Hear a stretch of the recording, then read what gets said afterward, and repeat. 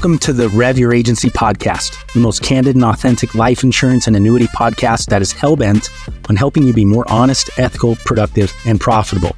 Tune in and you're going to get exclusive access to the industry's top tools, tips, tricks, and resources from the biggest and most effective producers on earth. You're going to hear real-life stories of agents that went from nothing to something, zero to hero, and how changing the lives of their clients has changed their own lives financially. Sit back, relax, enjoy the show, and share it with someone you think will find value as well. So, you've had a week from hell too? Well, it's not hell. It's so, for Medicare, it's AEP, and then it's also Marketplace open enrollment too. And everybody wants to get their stuff done today. All of your current clients. I'm like, please, just relax. We still have another month for Medicare and another 2 months for open enrollment. You're not going to miss it, And then, agents are aging, and what does that mean? What does that mean? So I love supporting agents. I don't know how, I never intended on being anybody's upline. It just kind of happened where I was getting frustrated because nobody was teaching me anything. And so military style, as soon as I learned something, I would reteach it, right? Anyways, not everybody does what they're supposed to. Not everybody attends the trainings that when they're supposed to, and then it makes it your emergency, right? And everything's busy. Everybody's busy. I have you have your own clients. I have my own clients, right? Anyways, my little sister is really sick. She's in the hospital today, and everything's just coming all at the same time. It's just stop. Everybody stop. Let me think. That's all. I think, Mercury must be retrograding Uranus because it is it's a week. It's a week. Everybody's hyped, and myself included. I can echo your sentiment, though. In fact, we just got off a few minutes ago, for my mastermind, our top level rise, we do a weekly call, and we were talking about leadership development stuff and building teams and not superfluous conversation, deep level, what's some of the issue? And we brought it down to okay, we're either saying all the right things to all the wrong people, or we're saying the wrong things to the right people, right? But it's one of the two, and what's more likely? The likely thing is we've invested all this time, attention, effort, energy into ourselves to make sure we're saying the right things and doing the right things, but we're doing them with some of the wrong people. The people that are I want all the results in the world, but I can't be bothered to show up to the training that's going to give me the results anyways. And they're well, I had an appointment. Well, this shit's been on the calendar for 3 weeks, 3 months. You could have scheduled around it. When did that appointment hit your calendar? Just the excuses and excuses. They need you to be more invested in their outcome than they are. I can't imagine it on your scale though, Joanna, because you've grown a hell of a downline. Yeah, we had a revamp. A lot of my downline was absorbed by my previous partners in February. And some of the, it wasn't my choice or many of the agents' choices. But since April, we've quadrupled in size. And, a lot of the agents were newer to me. I might not have known them, or I might have known them socially, on Facebook groups and stuff. So you still learn people's personalities and what makes them happy and tick. And because every agent's different, I was just discussing this with somebody else the other day that they like to, Eric Furo, he likes to be recognized, right? His efforts and everything. And some agents, they want the rewards, right? So you're just trying to figure out what makes everybody tick, and so many different personalities, and everybody's managing life as well.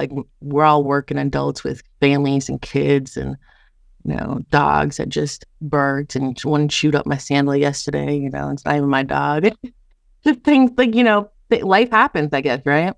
So just managing people. I never knew I was going to be in this role either. I never knew I was going to be a people manager, and just kind of evolved. I call it the accidental success, Here we are, and I'm just trying to take it in stride. And, I would rather have 4 quarters than 100 pennies, right?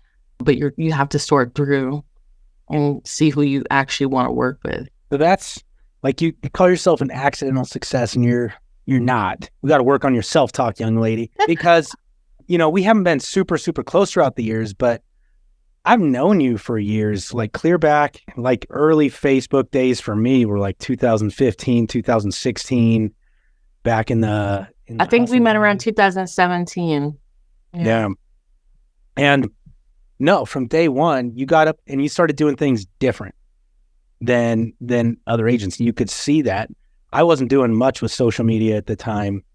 And not that social media is like, hey, this is why Joanna's successful. It's everything, right? It's a combination of everything. You don't get good cookies by having, good flour. You get good cookies by having good batter and then baking it just right.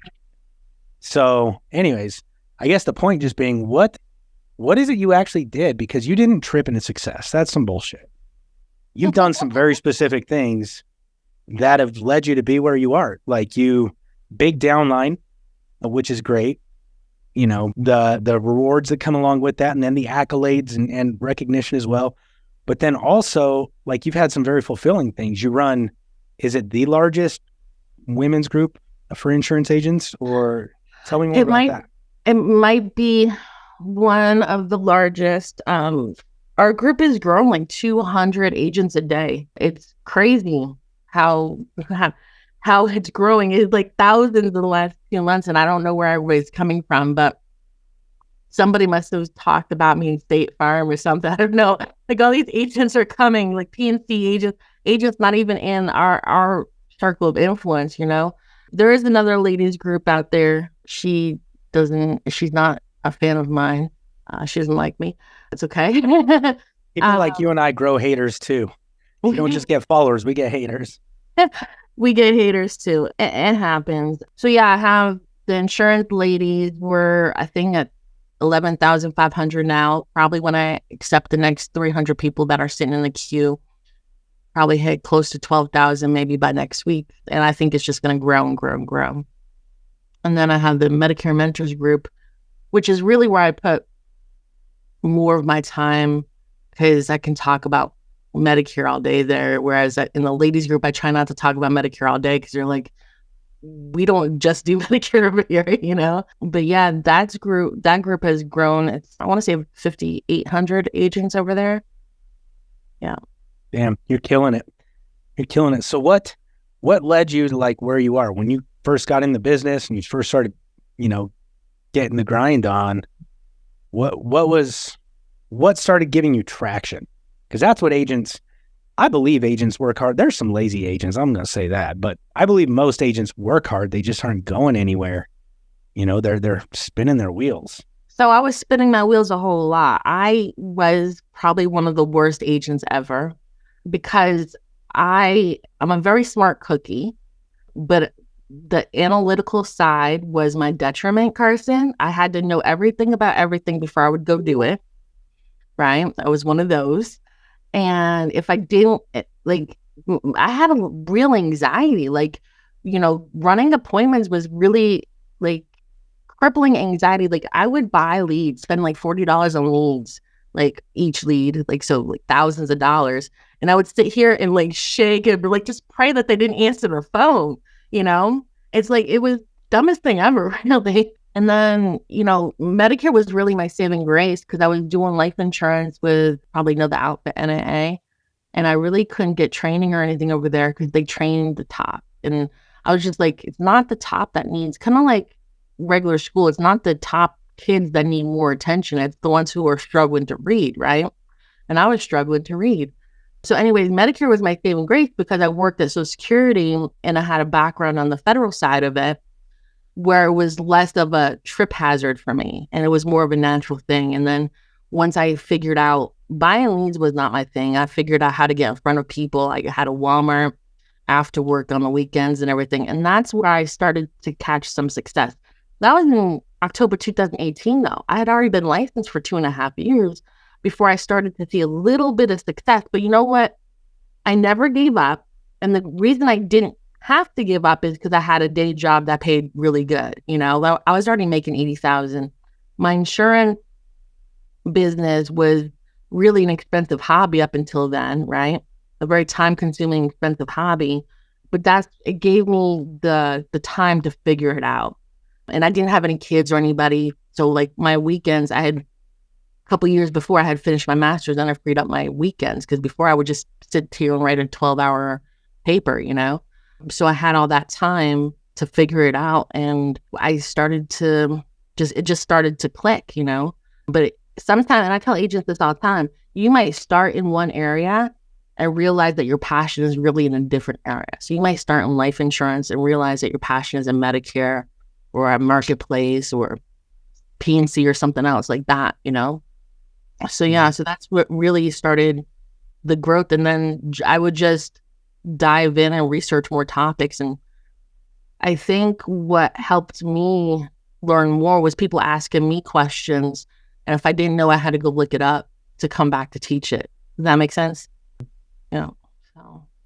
Yeah, I always tell not just my teams in my office, but the people that I'm coaching and in our masterminds, and one of the most profitable statements I ever learned, it wasn't some sales thing that was like, well, if you stick your head up a bull's ass. And no, it was, that's a really great question. I have no idea, but I can promise you no one's going to work harder to find the right answer. Can you give me 24 hours and I'll get back to you? I've made so much money saying that, especially in the early days, because I didn't know. But even now, now I focus on advanced markets, financial services, and advanced markets, life insurance, annuities. And 9 times out of 10, I don't know. Like every time I do an appointment, it's a different client with a different problem. And it's, some of them, their problem isn't even insuring a life. Their problem is finding offshore money and getting it onshore without pissing off foreign governments for pulling that money out of that country. And all of a sudden life insurance becomes the answer, or an annuity, or like, it's so weird, but I don't know. All I know is somebody's got to make the phone calls. Might as well be me. So let me go do the learning. Yeah. So why do you think, Joanna, as a Medicare person, because I've had several people ask me this conference we're having you come and speak at, it's largely a life insurance conference. It's for agents that want to sell more life and annuities, right? Yep.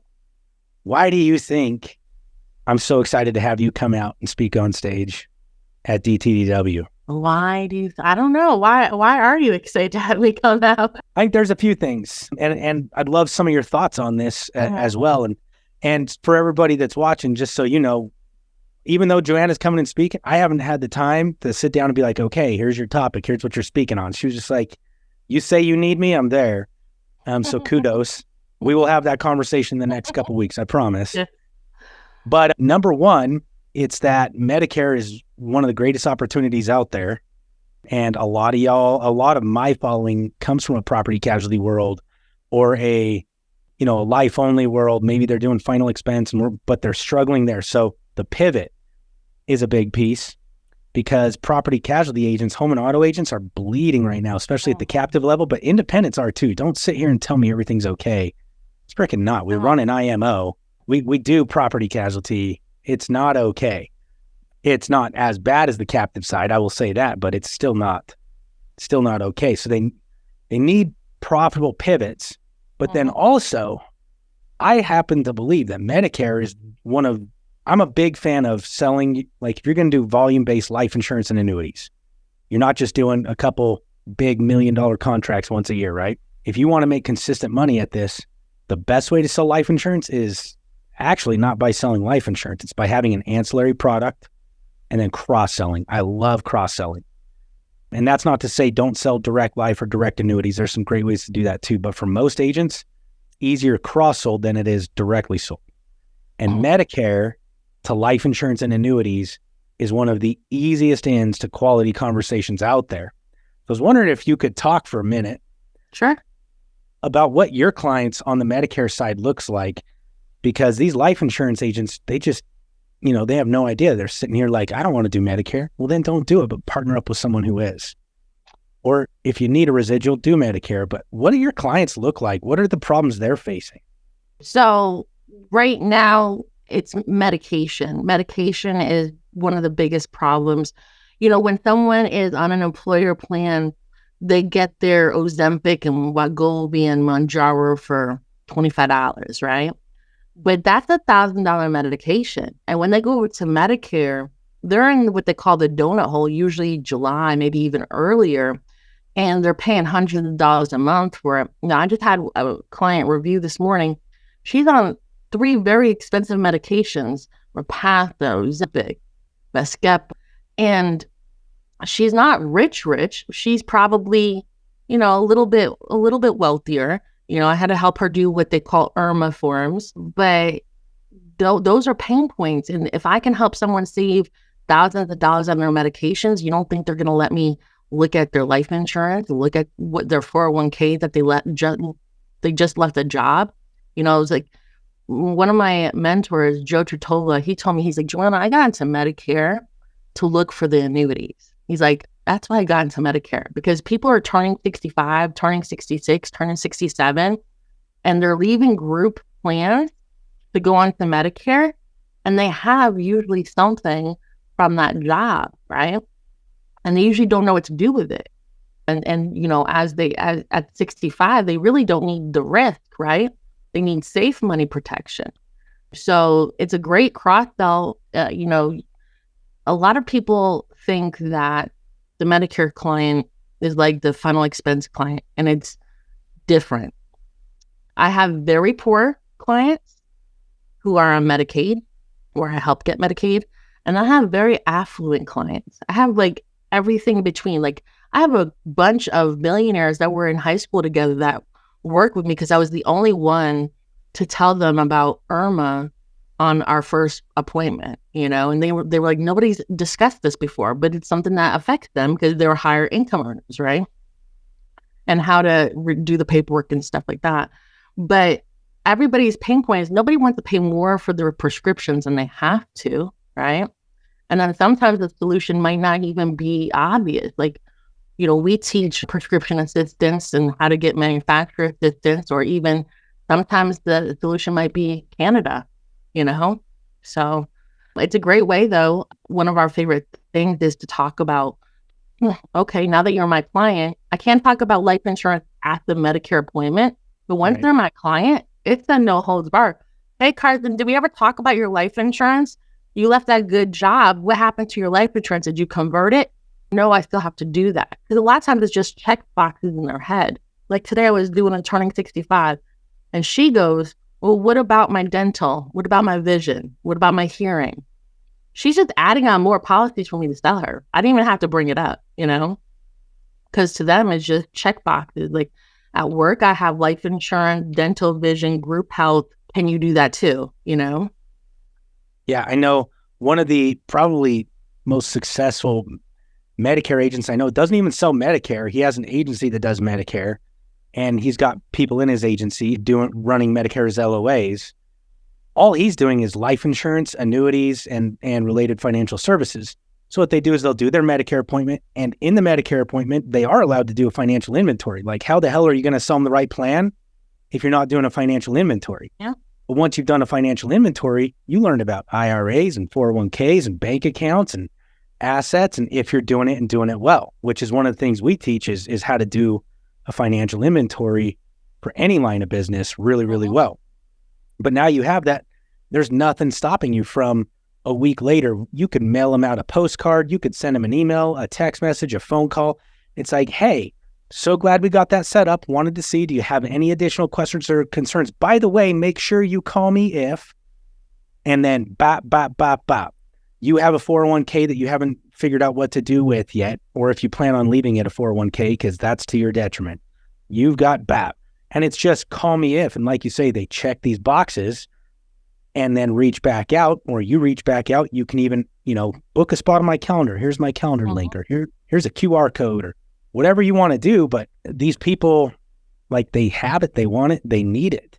For your less affluent clients, you did the financial inventory. You have a good idea. You help them get on Medicaid. That's a perfect client to send that message out to and be like, hey, I know you probably lost you're losing your, life insurance benefits at work. Let me talk to you about final expense and affordable ways to get into a new policy that you own, you control, and is still going to help take care of you to whatever degree that it can. I don't know. Are you guys cross-selling real hard right now, or? Not hard. Like what I hope my agents are doing is cross-selling cancer and hospital indemnity if they're selling like a HMO PPO plan, like an Advantage plan. And then we usually bundle dental, vision, hearing on them up in a prescription plan. That's usually probably about 60% attachment on that. And then the life insurance conversations, most of my agents are Medicare agents first, and then there's dabbling into life insurance. Zach, my VP of sales, is training them on those conversations and stuff. So it's still a house to go. You all might do really, really well to have, for every 10 Medicare agents you have one dedicated life agent, and don't have your Medicare agents be Medicare agents. Have them be Byline. Have them be Medicare and health. Just have a life specialist help them follow up on their book, and then split comp. That might work really well in your organization. Many of them are excited about learning life, and some of them are coming to the conference to see you as well. Like, a lot of people like the diversity. Like, they might have only focused on Medicare because they were told life was harder. And then they're finding out it's not so hard once you are in front of the client, right? Because if you already got a check for MedSup, you can get a check for a life insurance. Yeah. My average life insurance appointment is somewhere between 15 and 30 minutes, and I'm closed. I've had thousands and thousands of at-bats. Well, it certainly wasn't that way in the beginning. An advanced life case, again, an average appointment is 30 minutes. We might do 2 or 3 or 4 appointments, but I might get a 6-figure paycheck for one policy, or 7-figure paycheck. It's just different. I wouldn't say it's harder. It's just different, right? So, but that pivot, it's not just life insurance agents that should be wanting to look at Medicare more. Medicare agents should be looking at this side more too. Such a profitable pivot in between. We've only got a couple minutes left, and I've asked this question of everybody so far, so I'm going to ask it of you, all the speakers. So while we're there, we're not doing some stadium seating or just straight back chairs and everybody's facing one direction. We're actually doing circular tables. No. And we've got screens on every wall. And if you want to turn and look at the stage, great. If you want to look at the screen, great, whatever. Plenty of breaks in between. Your back's not going to be hurting. People are such weenies sometimes. But here's what's cool. We want people to collaborate at this event. And that's why we're doing that. In our VIP section, the front 100, every single one of those tables will have one of the speakers sitting at that table with them throughout the entire day, not just disappearing to a green room, but between every break, between the people can just pick your brain. And so here's my question. Now that we've set the scene, it was a cold, dark night. We're there. It's DTDW. It's not cold or dark. The heater's on. The lights are on. It's Scottsdale, so we probably don't need the heaters. But if this just happened to be the last event or your last opportunity to ever be in front of 300 plus people who have that opportunity to come and ask you questions and maybe have a better life and a better outcome because of the answers you were able to give them, what would you hope that they would come and ask you? Wow. What conversations do you want to have? Or do you want to just take selfies? Like what does Joanna hope for people in that interaction? I think so. Usually when I'm at conferences, there's a line of people who have technical questions to ask me. Usually there is quite a line. A lot of times it's not the technical answers or the technical questions that solve the big problems. It's really the mindset. And, I spoke at a conference last year. It wasn't about Social Security or Medicare or anything, but I spoke about getting over yourself and getting over your fear. And if anybody takes away anything, I just hope that you can tell yourself that nobody's going to bite you. They're not going to, tell you, curse you out. Well, maybe not. But you can, just like Carson said, why not me, right? Like I had to eventually say, these people are cursing Joanna out. They don't know Joanna. I'm just an inconvenience in their day when I'm calling my leads or whatever. People need my help. They need my help. They might not even know that they have a problem. People need my help. I would rather take 15 minutes and review someone's situation and say, you don't need my help, than the veteran I met the other day who's in kidney failure and everything, surviving off of a 50%, veteran check, and he's not getting 100%. He's not getting all his benefits. Like, I'm changing lives over here, get people Medicaid waivers and veteran aid and assistance. And I'm trying to put people in better situations, and I apologize for the damn gods, but I just, people need to change their mindset and just say, if I don't talk to them, they might pay too much for their prescriptions. If I don't talk to them, their families might not be protected. If I don't talk to them, their 401k might go bankrupt. It might just disappear, right? And so why not let it be you? Why not let it be you who helps that family? Because they might not get an opportunity to talk to anybody else that puts them in that situation. I love that. That's probably one of the most unique answers we've had to that question so far. And I think it's probably one of the most applicable, because I think that's most agents' biggest problem is like that belief system. Why me? I don't deserve that level of success. So why do that level of work? You know, this has been another excellent episode of the Rev Your Agency podcast. Remember something, nothing happens if you don't do the damn work. So take what you've got from this, take what you've learned and go implement it today. It's not about having everything. It's about having one thing and implementing it every day so that you can take your production, your agency, and the lives of everybody around you to the next level. If you could use some help with it, hit us up at revagencysyndicate.com and jump in. We run a mastermind that is dedicated and hell-bent 10 times more than this podcast could ever be into helping you have the education, collaboration, and accountability that you need to go to the next level. Whether you are captive, independent, whether you're life only, or you focus on multiple lines, it doesn't matter. We're here to help. Let us help you.